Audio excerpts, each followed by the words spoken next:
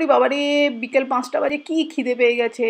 আর মাথা কাজ করছে না। দেখলাম ফ্রিজের মধ্যে ক্যাপসিকাম আর পেঁয়াজ আছে, ভালো করে কুচিয়ে নিয়ে একটু হলুদ দিয়ে কড়াইয়ের মধ্যে তেল দিয়ে ভালো করে ভেজে নিলাম। আর দেখলাম পাউরুটি পড়ে আছে 4-5 পিস, একটুখানি ভাজতে ভাজতে মাঝখানে একটু বর্ডার বানিয়ে দিলাম, একটু বর্ডারের মধ্যে দিয়ে দিলাম দুটো ডিম ফাটিয়ে, একটু পেরি পেরি মশলা আর নুন দিয়ে ভালো করে স্ক্র্যাম্বেলড এগ করে ভালো করে সমস্ত পেঁয়াজ আর ক্যাপসিকামের সঙ্গে মিশিয়ে নিলাম।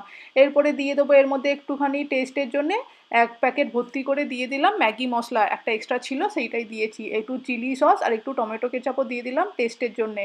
এবার যে 4-5 পিস পাউরুটি ছিল সেগুলো একটু সামান্য জলের মধ্যে চিপে ভালো করে ভিজে যেতে চিপে জলটা ফেলে দিয়ে টুকরো টুকরো করে দিয়ে দিলাম সেই কড়াইয়ের মধ্যে। কড়াইতে ভালো করে নেড়ে চেড়ে মিক্স করলাম, দারুণ সুন্দর খেতে হয়েছিল। গরম গরম চায়ের সঙ্গে খেয়ে আমার তো পেট ভরে গেল।